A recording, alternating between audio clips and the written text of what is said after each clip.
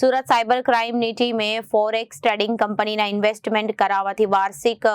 70% return મળશે તેવી લાલચ આપી 29.6 લાખથી વધુની છેતરપિંડીના નોંધાયેલા ગુનામાં વોન્ટેડ આરોપીને મુંબઈથી સાયબર ક્રાઇમે ધરપકડ કરી કાયદેસરની કાર્યવાહી હાથ ધરી છે. સુરતમાં રહેતા ઈસમને ફોરેક્સ ટ્રેડિંગ કંપનીમાં ઇન્વેસ્ટમેન્ટ કરવાથી વાર્ષિક 70% રિટર્ન મળશે તેવી લાલચ આપી તેઓ પાસેથી 29,06,000થી વધુ રકમ ઓનલાઈન પડાવી લીધા બાદ છેતરપિંડી આચરાઈ હતી, જે અંગે સાયબર ક્રાઇમ પોલીસમાં ફરિયાદ નોંધાતા ડીસીપી વિશાખા જૈનની સૂચના અને માર્ગદર્શન હેઠળ તપાસ કરી રહેલી ટીમે આ ગુનામાં સંડોવાયેલા આરોપી શાહબાઝ શેખને ઝડપી પાડી કાયદેસરની કાર્યવાહી હાથ ધરી છે અને 5 મહિનાથી ગુનામાં વોન્ટેડ આરોપી લારિફ શેખની મુંબઈથી ઝડપી પાડી કાયદેસરની કાર્યવાહી હાથ ધરાઈ છે. પોલીસ કમિશનર સર, સુરત શહેરની સૂચના મુજબ સુરત શહેરના નાગરિકો સાથે થતા સાયબર ક્રાઇમ ફ્રોડ અંગે જે ગુના રજીસ્ટર કરવામાં આવે છે તે અંતર્ગત ગત વર્ષમાં એક 29 લાખ રૂપિયાના ઇન્વેસ્ટમેન્ટ ફ્રોડનો ગુનો સાયબર ક્રાઇમ સેલમાં રજીસ્ટર કરવામાં આવ્યો હતો અને જેની અંદર જે ફરિયાદી છે તેમને સાયબર ક્રિમિનલ્સ જે ટેલિકોલર્સ મારફતે એક કોલ આવેલા હતા કે તમે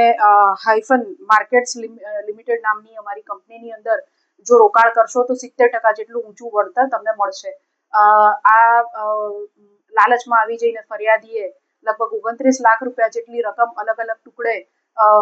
જે ક્રિમિનલ છે એમના કહેવા પર એકાઉન્ટ્સમાં ટ્રાન્સફર કરેલ હતી. એ આ ગુનામાં અગાઉ એક શાહબાઝ શેખ નામના વ્યક્તિની સાયબર ક્રાઇમ સેલ દ્વારા બોમ્બે ખાતેથી ધરપકડ કરવામાં આવેલ હતી. આ ગુનાની તપાસ આગળ વધુ ચાલુ રાખતા વોન્ટેડ આરોપી મોહમ્મદ લારીબ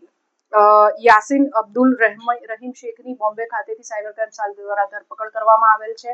આ ગુનામાં જે મૂળ આરોપી છે તેની સાથે મળીને જે એકાઉન્ટ કંપનીના નામે ખોલાવીને ભાડે લઈ હાઇફન માર્કેટ્સ પ્રાઇવેટ લિમિટેડના નામે આ ધંધો ચલાવતા હતા તથા ટેલિકોલર્સ વગેરેનો ઉપયોગ કરીને અલગ અલગ સિટીમાં ભારતીય નાગરિકોને ટાર્ગેટ કરીને ઊંચા પ્રોફિટનું લાલચ આપીને સાયબર ક્રાઇમ જેનો અંજામ આપતા હતા.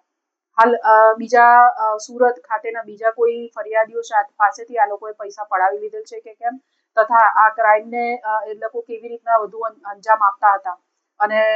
બીજા કોઈ ક્રાઇમમાં એ લોકો સંકળાયેલ છે કે કેમ તે અંગે સાયબર ક્રાઇમ સેલ દ્વારા તપાસ કરવામાં આવી રહી છે.